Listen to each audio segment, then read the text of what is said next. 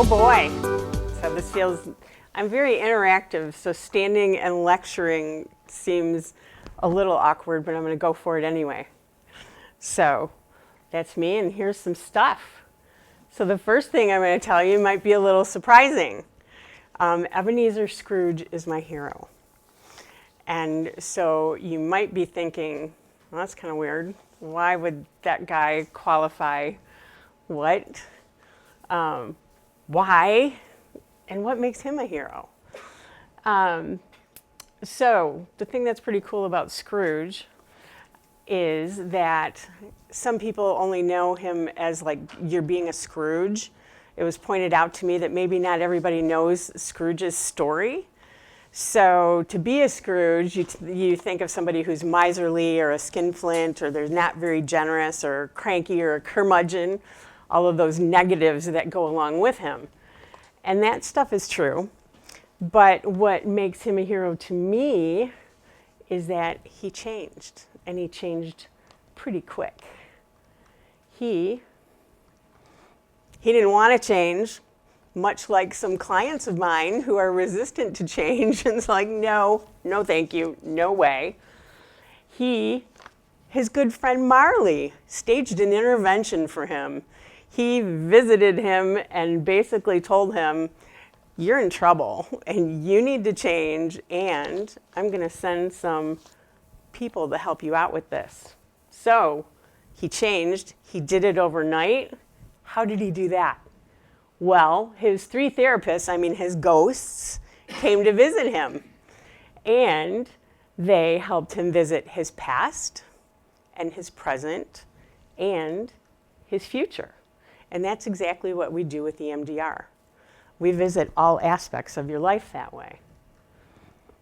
So how would you like it if you could change that fast? That'd be pretty cool, right? So do you think our curmudgeon guy, Scrooge, do you think he would have hung out and shown up once a week for an hour for a few years to see if maybe he could turn into a nicer guy?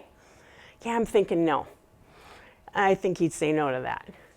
And so the cool thing is we can change, and we can change a lot more quickly than we used to.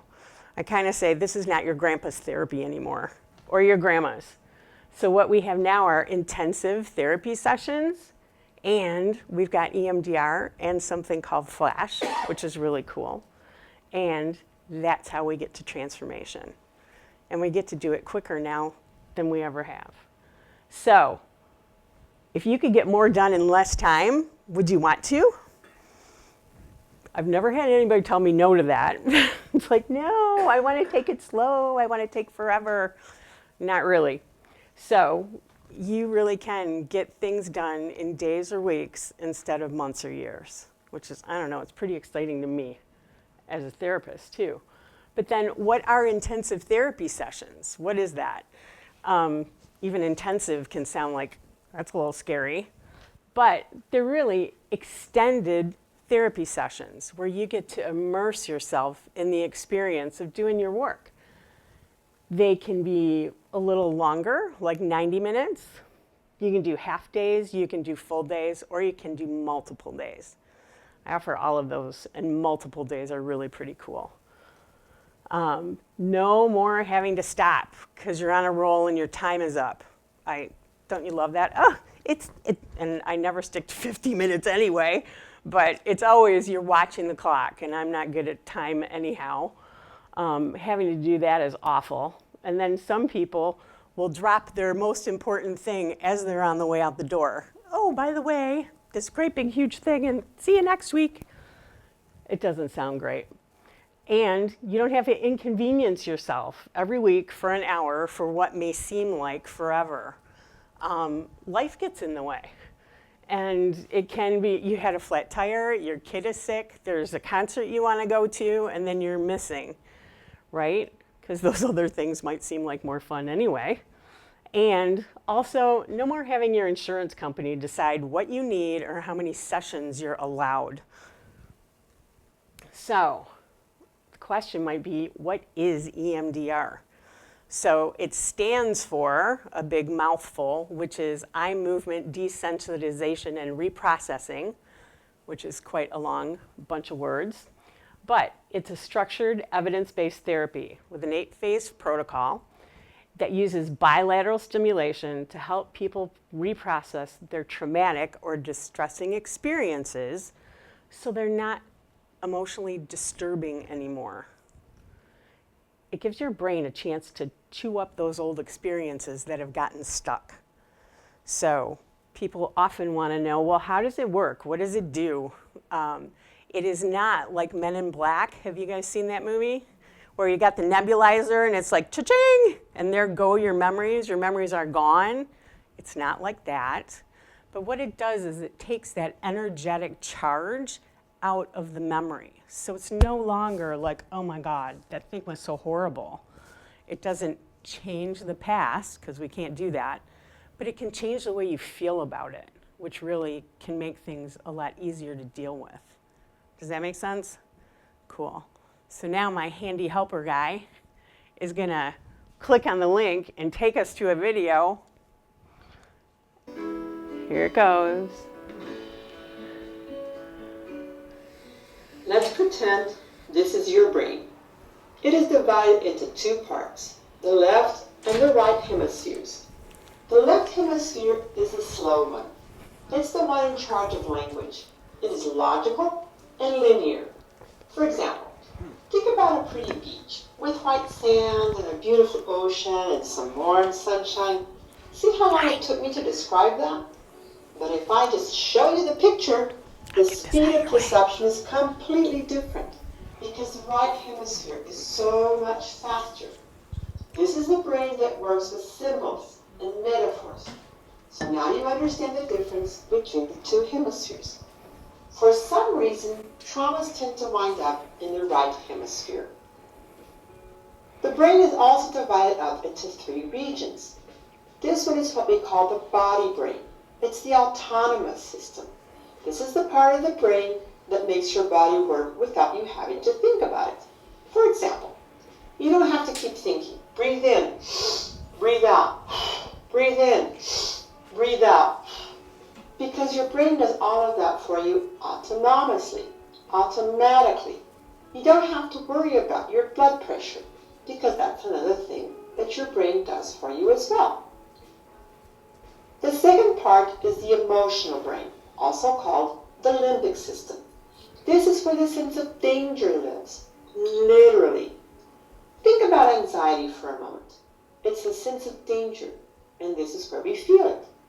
So what we do with EMDR therapy is try and calm down this limbic system that oftentimes stays on alert 24/7 because of a real or perceived danger. The third part is the cognitive brain. This is where we think. In one sense, Descartes held us back 200 years when he said, "I think, therefore I am." It's not all about our thoughts. Freud was right. A lot of things do happen in our unconscious mind. So this is the part of the brain that thinks and has conscious awareness. As you can see, 2/3 of our brain is unconscious. There is a lot of brain area that is not directly accessible to us as conscious memory. This is the Broca area, the verbal part, where language lives. I said earlier that the left hemisphere is linear, logical, and slow, and the language one.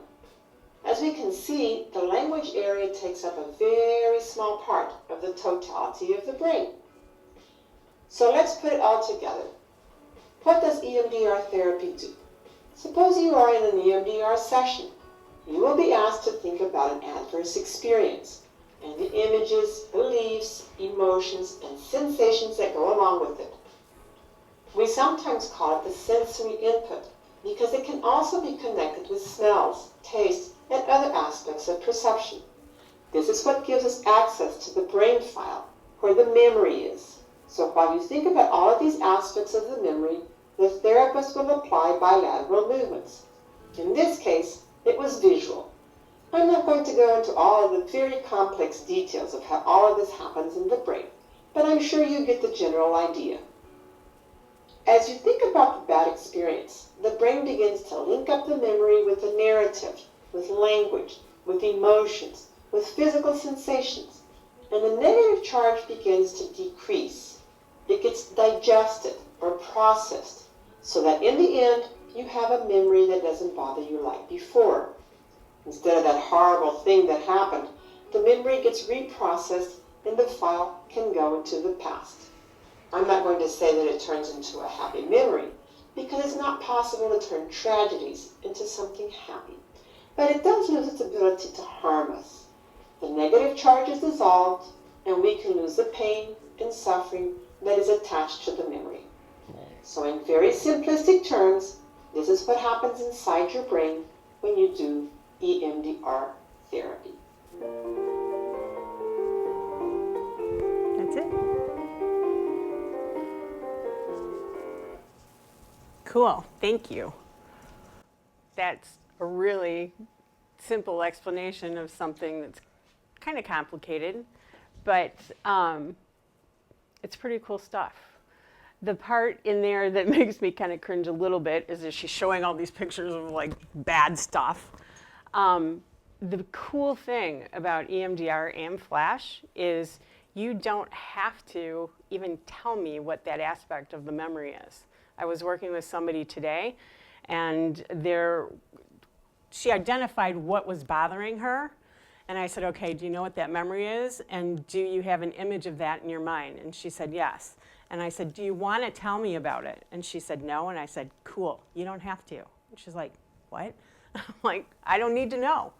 And so we were able to process that traumatic memory for her. And at the end, we hadn't finished all of it, but she felt a lot better. She wasn't so reactive. And I said, is that worth it for you to feel better about that right now? Because it was something that was affecting her today. And she's like, yeah, now I feel like I can get through the rest of my day and it's not going to take me out. And that helps everybody around her. It helps her partner, it helps her kids, it helps her, right? So it's pretty cool. The other thing that we've got, which is the Flash technique. So it also resolves unprocessed, disturbing memories, and it uses even briefer exposure to the memory, eye movements in the form of blinking, and engaging focus, and bilateral stimulation. So with EMDR, you have more exposure to the memory. With Flash, it's much shorter. And in short, Flash helps people feel calmer, safer, less triggered, quickly, and with minimal exposure to the painful experience. So one of my colleagues, who's pretty brilliant, he's a master of metaphor, he came up with a great example of, well, how do you describe EMDR and Flash and the differences? Because they work really well together. And the gentleman who developed Flash, it came out of his work with EMDR. Because when you're dealing with people with very complex trauma, even addressing the aspect of it can be so activating, it's just too much. So he developed that along with some of his colleagues, and Flash is just amazing because the exposure to it is very, very short. And so the way Tom describes it is, okay, so here I am, and I'm in Ohio, because that's where he lives. Much colder than here. And he wants to get to San Francisco. And he's got some choices about how he wants to get there. So if he wants to get there quick, he can get on a plane and boom, he's in San Francisco. Nice job. And if he wants to learn a little more about the country, and I say, like, if you want to find out where that giant ball of string is, or maybe where the best sculpture of Babe and his blue ox, you know, Babe the blue ox, and the lumberjack guy, whose name is it? It just escaped me. Paul Bunyan, thank you. There's quite a few of those across the country. If you want to find that out, then you might want to get in your car and take a longer drive and discover what happens between here and San Francisco. So that, taking the car is EMDR, and taking the plane is Flash. Either way, you're going to get where you want to go, and it's pretty cool. So, what is a positive engaging focus? That's one of the things that's so cool about Flash that makes it fun. and I'm all about having fun. And how interesting is it that you can have a bad experience that you want to clear up, and part of the work to do that is thinking about something fun. So these are all of just a teeny smattering of the things that you can focus on while you're doing Flash to clear up some of your traumatic memories. I am a big fan of music videos because they're fun. So working on your trauma doesn't have to be traumatic. This guy, trauma? Me? I don't have any trauma. I thought that when I went to do my first EMDR training, because you have to do some of your own work while you're learning how to do this. And as I kept sticking my foot into that, I was like, oh, so that's what you mean. Maybe I do have some of that stuff. So why is it important? What does it matter? Why does this matter to me? And what is trauma? So I'm a big fan of weird ways to explain things. So here, this is how I conceptualize we're doing in the world when we're doing well. We're well-rounded, we're expansive, we're out in the community, we're interacting with our friends. We're going to imagine that I'm going to drop this and it's going to bounce right back because it's a ball, right? And we're flexible, we're resilient. We can bounce back from the little things that happen to us. But when bad things happen, we end up like this sometimes, right? And here we are withdrawing into ourself. We don't want to go out with our friends as much. It's hard for us to interact with others. Forget about going to the community. I don't want to do that either. And as my brilliant daughter pointed out, then all of our pokey bits are sticking out, right? It's going like, keep away from me. I don't want to. No. Yes? So that's my way of thinking about trauma. And then as we do the work and as we process this stuff, then we start coming back to ourselves again. Then we feel better. We're more well-rounded, we're resilient, and we're ready to go play again. Does that make sense? Okay, enough of the ball. You can tell I like to play with stuff. So there's a couple things. I'm just going to talk a little more about ways that you can do things. I'm going to show you a little bit of Flash in a video. So just take care of yourself. You do you. Nothing bad's going to happen. But one of the first things about working on anything is you got to be mindful, right? You got to realize, oh, there is something that I want to do about this. And good old John Kabat-Zinn, he gave us this great description.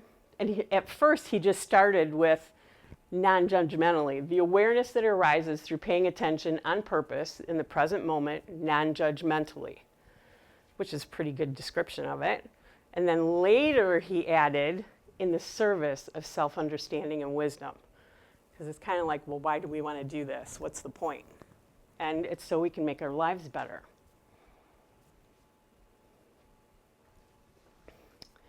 So that's one piece. And now I'm stuck. I guess he really wants us to soak that in. And then as far as breathing exercises go, I think many people have their favorites. And the smell the roses and blow out the candles after we've been mindful, after we've been activated by something. This is a really simple, easy breathing skill to use. Just imagine, what do you do when somebody hands you a bunch of flowers? You take that nice breath, and what do you do when you want to blow out the candles on your birthday cake? Right? So you want that out breath to be longer than your in breath. Or, like me, you can imagine smelling your horses, because the barn smells good to me, and then blowing out the dandelions and making a wish. Or smelling the chocolate. Chocolate always smells good to me too. And blowing into a balloon. So those are some easy breathing techniques. And then there's also the butterfly hug, which is part of something that brings in that bilateral stimulation. So when you're activated by something, this can be really, really helpful. And you're taking your hands, you're crossing your hands, you're hooking your thumbs. Now you got your butterfly, or some kids might say it's a dragon wing, dragging wings, and I had one little girl, she was 4, and she said this was her Wonder Woman hug, because Wonder Woman goes like this with her bracelets, right? I'm like, ooh, I like that.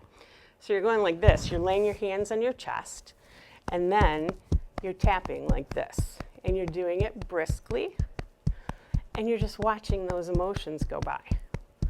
You're not trying to stuff them. You're not ignoring them. You're just noticing them go by.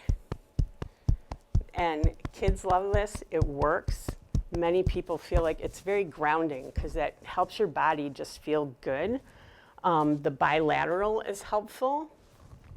And my daughter was on the equestrian team when she was in high school. And we were at a meet. I think it was when we were at Klamath. It was cold. It was not fun. Nobody was having fun. But the people who were off the hook were the adults. And I was kind of like, oh my gosh, I got to get away from you guys. So I don't mind looking like the crazy lady. So I just went over and found a boulder. There's people walking by with their horses. There's kids going by. And I'm just like, oh my gosh. I just want to let this stuff move along. Because I'm like the no drama mama, even though I am kind of the trauma mama. So I'm just tapping away, and then your body, you'll feel a shift. And then just taking a rest, taking a nice deep breath, checking in with yourself.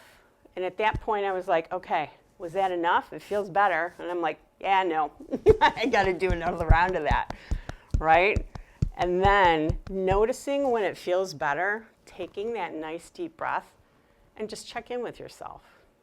Was that good? Was that a shift? Or do I need to do some more? And it's really, really helpful. It was developed a while ago by, I'm going to mangle her name, so I'm not going to do that, but to help hurricane victims, and also in working with children who had been witness to a lot of stuff that was going on. So there's tons of research behind it, and it's really, really helpful. Sometimes if you're in an environment where you don't really want to look like you're doing that, you can also just take your hand in the shape of a C and tap right here below your collarbones. Just right there like that. And that can be just really calming and feels a lot better. So there's lots of tips and tricks, but you got to be mindful first, right? And the other thing is you have to care enough about how you feel to decide that you're going to do something different, because you deserve to feel better. You really do. Sometimes it can be hard to remind ourselves of this stuff. So what's next? Ooh, let's take a look at it.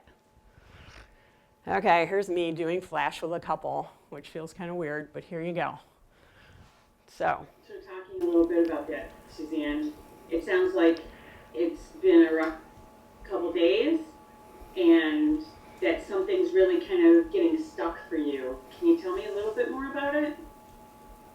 You know, the other day, we had an argument, and out of nowhere, for the first time, Mike called me a bitch, and he's never done that in our entire 4 years of dating and now being married, and I can't seem to let go of it, and I know he's apologized almost every day since it happened, but it really is weighing on me, and I just can't look at him the same.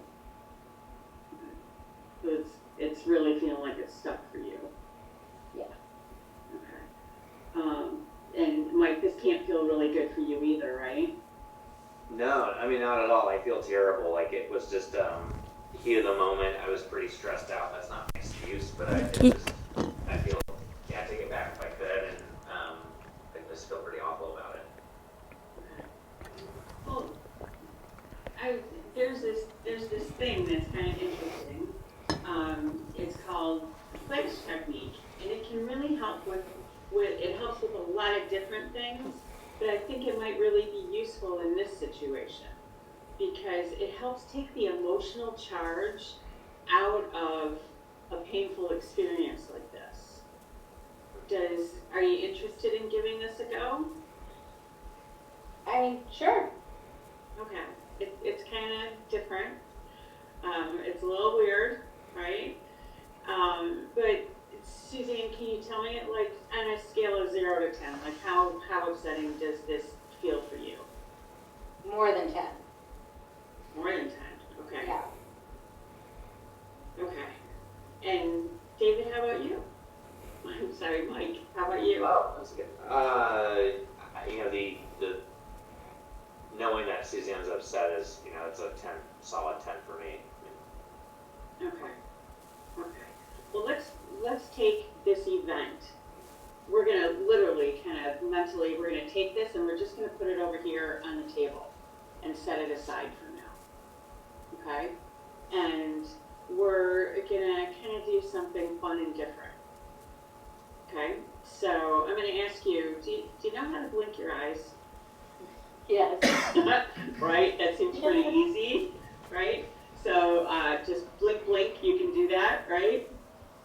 Me too? Good. Yes, both of you. We're going to do it all together. Cool. Okay? Right. So you can blink your eyes. Good job.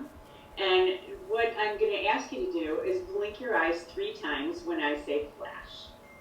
So, so here you go. Flash. Blink, blink, blink. Good job. And I'm going to ask you to do this multiple times as we work on this. And also, I'm going to ask you to take your hands and kind of tap them either on the, I think you're both like on the sofa there. You can tap your top of your thighs, just be tapping your legs, right? So we're just going right, left, and then I'll say flash. And blink, blink, blink, you're doing great. Nice work. And then just rest, take a nice deep breath. So that's the kind of thing that we're going to be doing. And what I'm going to ask you to do is to think of a really positive experience that hopefully one that you've had together. So you are, I know you've been together for a while, but you're recently married, right? And I don't know, it seems like that might be a positive memory for you. Yes? So you can, would you like to tell me maybe what was your favorite part of your wedding? And we'll kind of talk through that as we go. Would you like to use your wedding as the positive memory that we're gonna kind of play with? Yeah, that sounds great. Would that be okay? Yes. All right, so we're gonna start and we're gonna be doing our tapping, right? And so which one of you wants to start? Tell me about your wedding day. It was magical from the morning. Flash. I'm going to interrupt you and do this as we talk, okay? We didn't do the traditional where we like slept apart the night before. So we were able to wake up together, which was really nice. Flash. But the whole day was really calm and peaceful as we got ready. And I'd say my favorite part of the wedding was us dancing to our first song, Can't Help Falling in Love. Flash. That is awesome, Dave. And Mike, I can see that like bloom on your face. Oh, the goodness absolutely. of that memory, Mhm. right? And flash. Sweet. Yeah, it's such a good day, right? Great day. Has to, And really different that you spent the night together and that you could wake up together Yes. and flash. And then just nice deep breath. So what else was cool about your wedding day? You want to go? Oh, sure. Well, it was really special because we had these really great speeches. So my dad And was flash. My dad was the what's the Officiant. not the MC, the officiant. He gave just Yes. the best, Sweet. sweet speech ceremony ever. It was incredible. And then Flash. Dad Good job. gave a really great toast, and my sister did, and Suzanne's sister Amanda, and my best man Chris, and then Suzanne's best friend Kathleen. All the speeches were so great. I love that. Nice. And flash. So good speeches, a good officiant. You had a great first dance. Yeah. Yes. What else did you like? There's a really cool moment when we were getting introduced in. The DJ put on one of our favorite songs, "Simply the Best," and we got to kind of walk through. Like, our friends and family were all kind of lined up in these tables, so we kind of like walked through them, and they were cheering, and it was just like really, really cool to go through and high five, and then go to our sweetheart table. Sweet. Really special, yeah. And flash. And then just rest. Take a nice deep breath.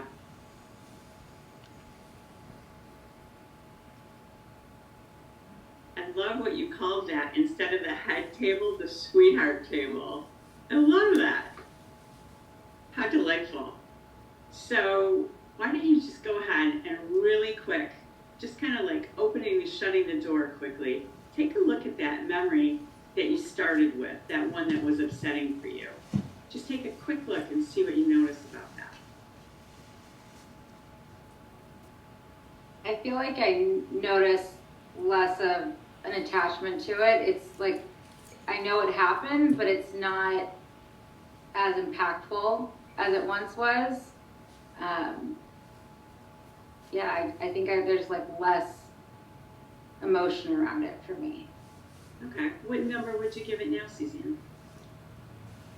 I'd say like a 2. Okay. And how about you, Mike? Yeah, I don't know, I feel a lot more relaxed. I'd say like a 2 or a 3. Great. Well, let's go back to our stuff.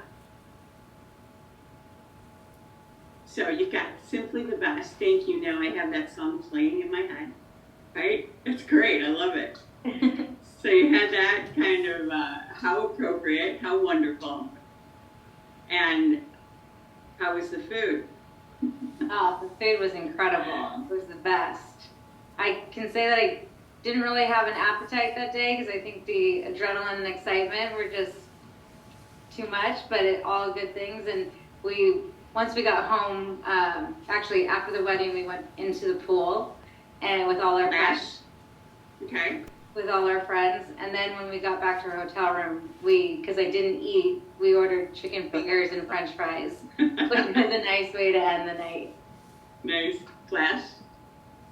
And how did you guys choose to do your cake? Cake's always a thing.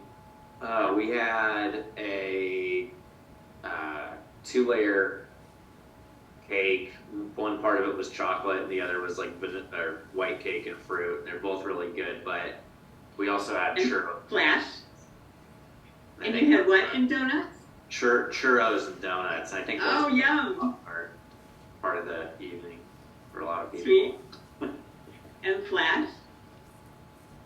And so did you do the serving each other cake stuff? Or did you do that with donuts? No, that. The good cake thing? Yes. Nice. And no smushing?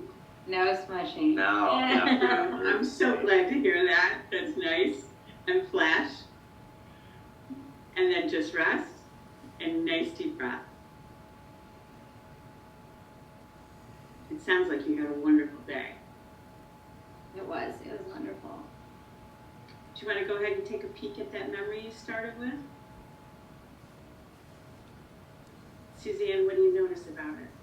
Wow, I feel like it's even farther away than before, and I look at Mike and I don't really see that moment that tough moment that we had as much, because I feel like every time I looked at him before, it was just like that awful time I couldn't let go of, and now I just feel like, you said it perfectly earlier, I just feel relief. Relief. What number would you give it now? A 0 or 1? Okay. Which one does it feel more like to you? Probably a 0. It just feels weird that it would be a 0 because it impacted my life for so long, or for so many days, that it's kind of it's kind of like, where'd it go? Yeah, exactly. Okay, thank you. How about you, Mike? What's that feel like for you now? What do you notice? Yeah, I mean, I'd say a 0 for me too. I just notice I feel more present and not replaying, that moment I wish I could take back, which is kind of how I've spent the last few days. Nice. Nice. I'm so glad that was useful for you. You did a beautiful job. Yeah, thank you so much. Thank you. Thanks for We're gonna get an here from Smith. We're done. Cool. So that's what Flash is like. I personally think it's pretty cool. So let's see what else we got here. So.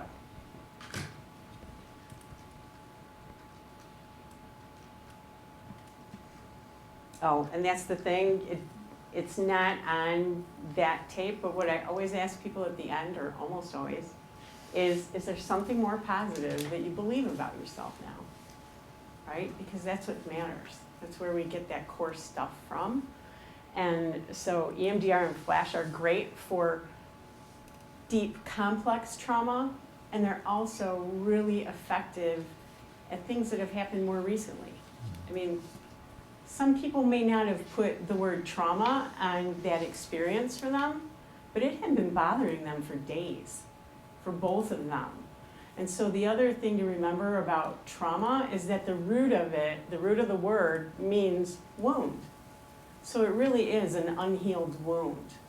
And once you're able to process it, then it doesn't have that power to hurt you the same way. It's also very useful for grief. When you're able to process your grief, sometimes there's a traumatic aspect to somebody's passing, something that's just stuck for you. Once you're able to process that, then you can go on to a normal grieving experience. Of course, it does not, wipe out all the changes that grief will hit your life with, but it makes it easier for you to navigate the things that go with it. Makes it easier for you to move through your life without that constant ouch in that same way. Does that make sense? I had one young woman who worked on her stuff with it, and she said, if you had ever told me that I could even think of him or say his name without it hurting me like that, I never would have believed you. Right? So of course she still misses her person, but it's not the same thing. So, here we are, Q&As. You got the floor now, in case you're tired of listening to me. Now I get to listen to you guys. Does the benefit of it, stay? Yes. Forever?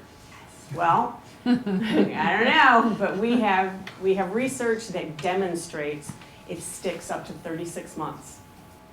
Those 3 years is pretty solid, right? I don't think anybody studied it after that, because I think they kind of figured they didn't have to, but the research exists that demonstrates it sticks that long. So I've also worked on some of my own stuff, and I can tell you that it sticks. It's pretty cool. And the aspects and the way it changes it is really, really interesting and really useful. So, yeah. Yes? My therapist started that with me just last Thursday. Awesome. And it was a short, 15 or 20-minute deal. She was new to it. Apparently, that was her 5th Person? Yes. Okay. And it was slightly different. She was waving a silver ball, and my eyes were going back and forth rather than the tapping. Okay. But we did the flashing in there. But my question is, we were working on childhood, inner child stuff. Yeah. But listening to you today, I feel that the biggest source, or not source, whatever the pain I have right now, is from more recent stuff with, me and my wife. Yeah. That the question is, should I be going deeper with the inner child stuff, or should I talk to her about, hey, can we touch base on this more recent thing, because I had done therapy in the past 40 years. Okay. Done some grieving and a lot of different types of work. But right now, I feel that this is more upfront and painful than Yes. that childhood Stuff. I know that that's Right. there and important, but Right. does that make sense for a It question? does, it does, and that's a perfect question. I'll address one piece of it first. So with EMDR, the bilaterals can take a lot of different paths. So it can be eye movements. Some people use their hands. I have magic wands that light up because they're fun. And also you can use binaural beats that are bilateral. You can use more than one thing at a time. There's also tappers you can hold in your hand. Some people really like that because it's a buzzing, like left, right, and they actually feel pretty cool. There's the tapping. There's lots of different ways to do it. I had a client who had lots of childhood trauma, and what felt best for her was we sat across from each other and I tapped on the top of her feet with my feet. And that kept her grounded, and she could tolerate that. It's like, I'll go wherever you need to, right? And that's what was useful for her. And after she had processed some earlier things, then she was able to move into using other methods too. So there's that one aspect. So do you like the eye movements that work for you? Yeah, I mean, Cool. similar to the response that you had from them on Yeah. there. It Nice. went from very high number to lower and lower. Cool. So as far as targets go, Thank you. which is what that's the terminology we use for your troublesome memories, right? So there are lots of different ways to go about that too.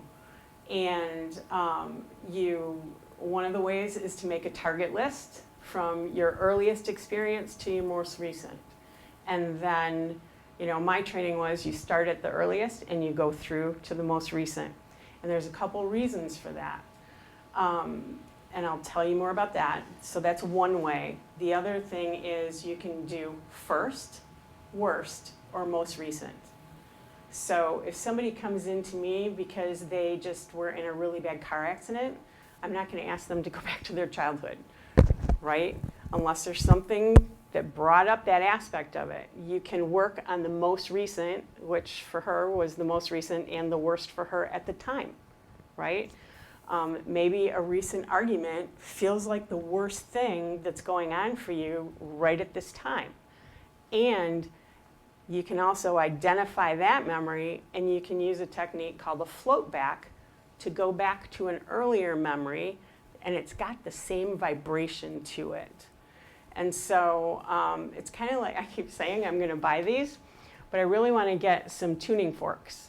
And if any of you have seen that really groovy experiment where you could have a bunch of tuning forks lined up on that counter over there, and I can have one right here, and I can whack it. That just sounds like fun anyway. I'm just whacking it, right? And it's going to vibrate and make noise. All of those are going to vibrate over there too. I didn't touch them. I didn't do anything. But to me, that's what traumatic memories are like. Something happened right here, and it's making that old memory vibrate with the same frequency of that thing that happened to you earlier, right? So starting in childhood, what frequently happens is as you clean up the things that have happened earlier, when you get later to your list, those things aren't as bothersome for you anymore, right? And so I like that method as long as it's not traumatizing for the person I'm working with. That's what I also love about EMDR. It is the most client-centered therapy I've come across because it is all about you. And it's all your beautiful brain making all of these connections.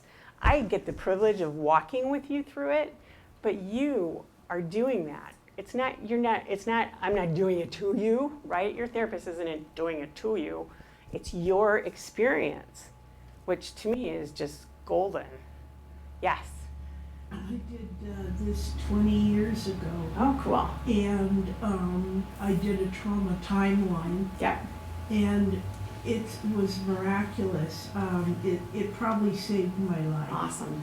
And so I still feel the positive effects of it now. But I'm wondering about new memories, like dealing with grief. Yeah. Well, would it be okay to go back and Absolutely. rework some of this to get rid of those charges? Yes, absolutely. And there's something really cool, in case you think it's too far out, I'll live with it. But it's something called induced after-death communication. And you can process those memories with the EMDR, and it helps to maintain that connection to your loved one without all of the pain getting in the way. And some people, I've had the awesome experience of being the privileged person to be with them, have the experience of connecting with their loved one, right? And that is super cool. And somebody was talking about it earlier this morning, and they're like, well, how does that work? And the person was trying to explain it. And they were also saying, but you can have after-death communication without EMDR. And it's like, of course you can. Plenty of people do. I had heard a story about someone who their loved one had passed away. They wanted a connection with them so badly. And their neighbor was getting connections from their person who had passed away. And they're like, my neighbor, I want to connect with my person. What's going on? Well, first of all, she was probably trying too hard. But the other thing is that her sadness was so dense and so heavy that it's like you can't connect. It's like being on separate wavelengths. And it really is a matter of clearing the sadness so you can open the door. And it's a beautiful, beautiful thing. So I'd say, heck yeah, go for it. And you just got an answer to your question. Does it last? Right? So thanks for answering that question for her. That was awesome. Cool. Yes? I have a couple of clarifying questions. So the two terms that stuck out were reprocessing and then bilateral. Yes. So is EMDR and flash, one is the quick flight, the other one is the scenic route cross Right. country. Is the goal to reprocess the unprocessed or unhealed, say, trauma, grief, loss, Yes. through bilaterally, meaning, say, the fight or flight or the amygdala, hippocampus, whatever that is, to the other side of, so that's the emotional part. Then the other Yes. side is the rational part that it didn't get to. Yes. Say a lot of times when you're younger, or even as they happen when they're older, that those movements, whether it's eye movement or physical movement between left and right hemisphere, that somehow connects. It's very organizing. And we still don't know exactly how it works, because one of the interesting things is you can do flash without the bilaterals and it works. Right? So there's the aspect of the eye movements. There's so much to it that's just endlessly fascinating to me. But, and also when you're asleep and you're doing rapid eye movements, your eyes are going left, right? And so it really is that experience of, and like with trauma, some people say, oh my God, why is it always my childhood? Right? And it's because we are meaning-making creatures, and we try to attach meaning to the things that have happened to us. And when we are going through things as a kid, we don't have the verbal skills, we don't have the thinking skills, we don't have the knowledge that we do when we're older. And with EMDR, you're able to bring up that memory, and now that memory is activated, and you're able to take a look at it, and it's the adaptive information processing system that you're able to kind of look back and go, oh, that wasn't me. That was this other thing. That person was doing the best they can. I mean, there's a lot of things that come out of that, but it's that ability to go, oh, and now you're processing that. And you're able to take that memory and put it away in a nice, clean way. Reprocessing. Right. So the other part that's super cool is when you are doing an intensive, you are activating those memory networks, and When you do that, it's called memory reconsolidation. You've brought it up, you're working on it, and you're putting it away in a clean way, right? You have a 5-hour window. They've documented 5 hours, but I think it's longer because clients tell me it's longer. And your beautiful brain is making these connections and going, oh, that experience that we had, maybe you're working on like this first grade experience, right? And your brain is going, yeah, but you know what? This thing, it's got that same flavor to it. It's got that same vibration. And it's going to these other things that happened, and it's cleaning them up and putting them away. Because clients will be saying, oh my gosh, that thing, I haven't thought about that in forever. And that's getting processed and put away cleanly also. So remember way back in the old days when we had those things called scrapbooks, right? When we wanted to, we would go and take them out and look at them. When we wanted to revisit like our anniversary or a birthday or Christmas from years gone by, we'd take the scrapbook out and we'd open it up and look at it. And then when we were done, we would close it up and put it away again. That's what regular old memories are like, right? When we want to, we pull them out. Or when something reminds us of it, we dig into it some more because it's a pleasant memory, and then we put it away when we're done. To me, those traumatic memories, it's more like you're being chased by the scrapbook, and it's going, hey, don't forget about me. It's knocking on the door because to me, those memories want to be like the normal memories, right? The unactivated memories, because they exist in a separate neural network. That's why they feel so stuck. And then when you're able to process that, that energetic hit goes away. I have a follow-up question. Yeah, sure.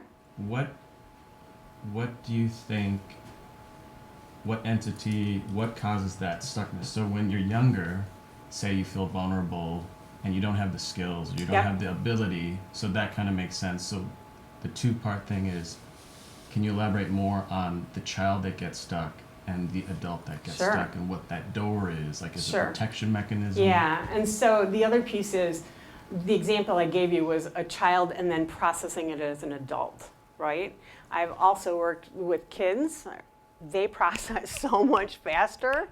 I think it's because they don't have as much crap getting in the way, right?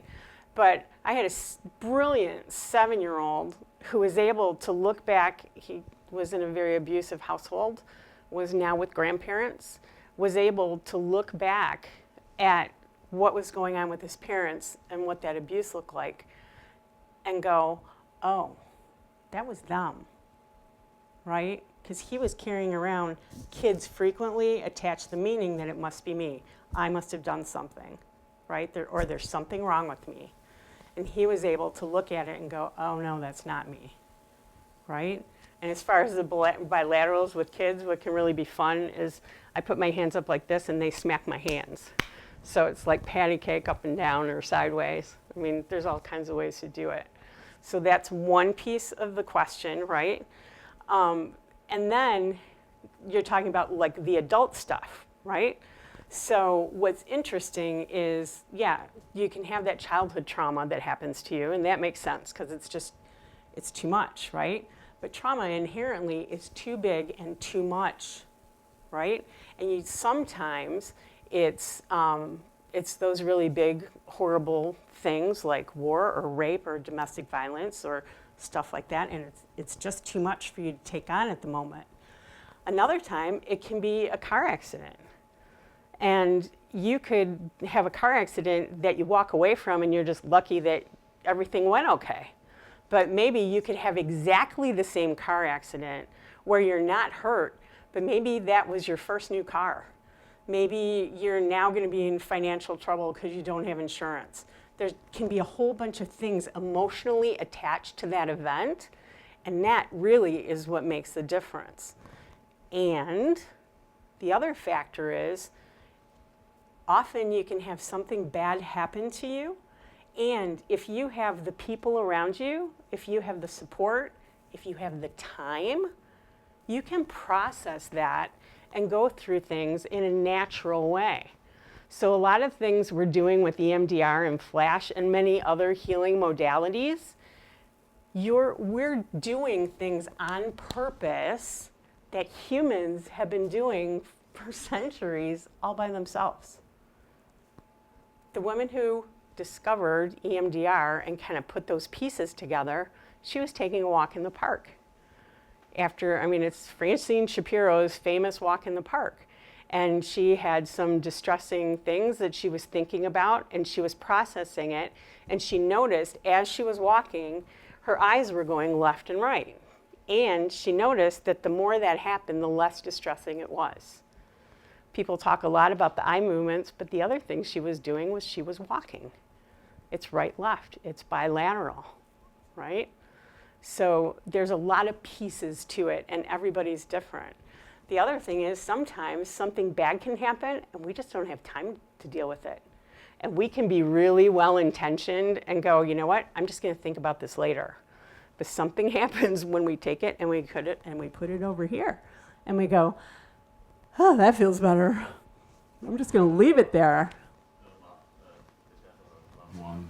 Pardon me? Yeah. Yeah. Like someone dies, a loved one, and then you're working or too busy, Yep. and you don't process Yep, yeah, and you end up carrying it. Because that stuff lives in our body. It really does. So there's lots of ways to work on it. And it's interesting, some of the adults that I've worked with, that one of the things that can keep them from being effective public speakers is something that happened to them like in first grade when they got scolded in front of their whole classroom and shamed, right? I work with some performers, singers, that kind of stuff happens, artists, athletes, things get stuck, right? I had a young golfer that I worked with in the spring, and she was getting hung up on some stuff with her swing, and she thought it was attached to like tournament stuff and her actual games. And it was actually what was going on in her practice sessions. And she was like, oh my gosh, right? But we found it. And that's a cool thing. It's like this cosmic treasure hunt. And you get to find it and then heal that. So it's really, to me it's fun, but, right? Anybody else? Yes? What led you to the field of psychology? Oh, that's an interesting one. What was the question? What led me to focus on psychology? So, well, the death stuff started real early in terms of being interested about that, but I can do that in a minute. Always being fascinated by people and relationships. I grew up in a pretty big family. My mom was the eldest of 8. I was the firstborn of my mom's, so all of her brothers and sisters are like my brothers and sisters. So all those family dynamics, all those interactions between people were always really interesting to me. And then also people end up talking to me everywhere, like in the bathroom and in lines at concerts, and just the fascination with people. And then, I went and got my master's and did all the stuff that you need to do that. I kind of came to it later in life, really. But if you're interested in what led me to EMDR, it was because I was seeing all of these cases of PTSD when I was doing intake assessments. And I'm like, either something's wrong with me because I'm diagnosing PTSD like 85% of the time, or what's going on? And so my next question was, what the heck are we doing about it? Because I think everybody needs to be a good therapist, and you need to know how to talk to people, or you're not going to be very successful at helping anybody, right? But EMDR is different because you are actually doing the processing of the things that are bothering you. And to me, one way to look at it is everybody needs coping skills. We all need breath work. It's good to know how to manage yourself. You need to know how to talk to other humans if you want to be successful, right? Coping skills are good. And when you've got big stuff that needs to be processed, it's not enough. And so coping skills to me are like mowing the lawn. And EMDR and flash are like pulling the weeds. I'd rather pull the weeds. Does that help? Oh, yes, thank you. Yeah. So that's what makes it cool, because it lasts. But the other thing too, here's the caveat to that. It's also like a cosmic game of whack-a-mole. So you can have something that's very big and it's very energetically, it takes up a lot of space. And then once you knock that down, you will feel relief pretty fast. And then it also gives other things some space to come up, right? Because people have been like, aren't we ever done? And I'm like, well, yeah, we're humans, however, and so stuff comes up, right? Yeah. Yes. I have one last question. Sure. So there's two parts where some are known, right? So like Yes. little t, big T, grief, death. Yeah. But then some are buried deep within the unconsciousness, and so deep where, you know, you'll say, "Oh, think of this time with this," and they have no reference. How do you approach that where it's buried so deep, and then how do you connect? Yeah. So that's Or something. reprocess. How do you reprocess? So it's like you gotta have something to go on, right? And what you're looking at is, what are those experiences that are leading you to feel the discomfort that you know is coming from somewhere, right? And you can access that through something called a float back or a somatic bridge, because your body's got the knowledge, right? And part of EMDR is you're addressing, like, where do you feel that in your body? And you're asking, I mean, through guidance, like, go back to the first time you learned to feel that way. And people will land on the thing that they have not thought about in forever. But you've got that knowledge inside you, right? The other thing is, as far as like some people are like, help me with the word, where people want to go back and mine their memories and find that just so they can clear up a bunch of stuff. It's, God, it's escaping me. Anybody thinks of it, pardon me? Not amends. It's more, it was kind of a movement where people were looking for memories, like they had nothing to go on. And they were like, I want to go and find, you know, if this ever happened to me. Sometimes that can show up in terms of people who may suspect abuse of some sort, but they can remember nothing. Pardon me? Yes, it's that thing. So it's not like you want to use, it's unethical to use EMDR for that. What we're doing is using those memories, that memory work, to help alleviate the problems it's causing you in your life. Does that help? Yeah, because those things cause us to believe things about ourselves. That's why it matters, right?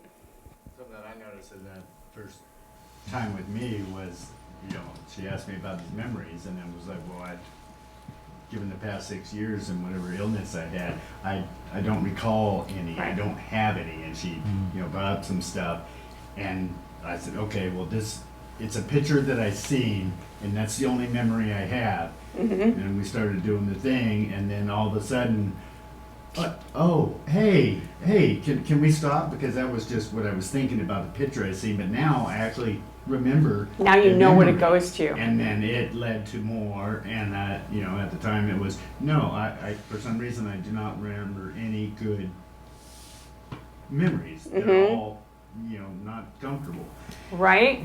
After about 20 minutes, hey, there's this thing, and can we Yes. go there? Because that was your original question, was tell me about a happy memory. Right. And, you know, So you found one, right? Yes. Exactly right. So, okay, so what's interesting is a lot of people who get trained in EMDR don't use it right away because it's a lot, and it can feel like a lot for a clinician too, like I don't want to hurt you, or I don't want bad things to happen. And when you're really new at it, it can feel really awkward. You're doing a lot of weird things. Would you agree? Yes, and she had pointed that out herself. Hey, this is kind of crazy and weird, and right? I'm not real good at it, but would you like to try it? And I said, I want to try anything I can. Good for you. You're the person, and, Right.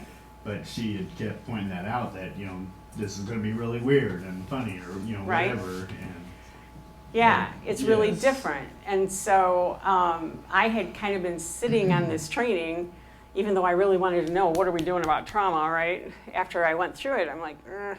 And I had my own good positive experiences, but then I had a gentleman who I was working with his family, and he didn't tell me, somebody else told me about this really ugly experience in his past. I mean, seriously, bad, ugly.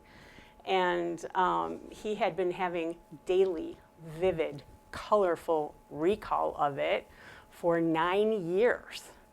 And when I heard that, I was like, oh man, if I don't offer to work on this, then that feels unethical to me, right? So I'm like, hey, okay, I got this weird thing that I've been trained in, and do you want to give it a go? And he said yes. And so in less than 2 hours, we had processed that really, really ugly thing. And what was really cool is that the associated memories of that person he had lost, he couldn't remember any of it.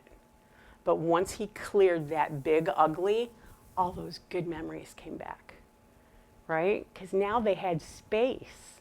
They had a place to be. And that, I was hooked. Then I drank the Kool-Aid. I'm like, I'm in. I want to learn everything I can about this. Because if it helps people, that's what I'm all about. So, yeah. I had one of my clients, after she got done processing something, she was crying, right? And she goes, Celeste, do you remember what you told me about EMDR? And I'm like, I don't know. I say a lot of stuff. What did I say? And she goes, you told me that you see miracles happen. And I'm like, well, yeah. And she goes, I thought you were so full of shit. And I was like, okay. And she goes, but now I know. She said, I never had a miracle before, but now I have. And I was like, thank you. How cool is that, right? It is. It's really awesome. So, anything else? I could yak about this stuff till the cows come home, and maybe the cows are already home, so I can let you go. Are we good? Uh-oh. Where are you found? Where am I found? Do you have a website? Oh, Do you my. have a practice? Yes, young lady, I do. Things to show us? That's my manager back there, also known as my daughter, Ariel. So yes, there's books here if you're interested. It's about Santa Claus and the Law of Attraction. Those are $20 if you're interested. I have stickers that are free and happy and fun. And there's postcards there that tell you where to find me. And So. I just put up the last slide. Oh, cool. Thank you. Wagmore, Bark Glass. Cool. Thank you. Thank you, daughter.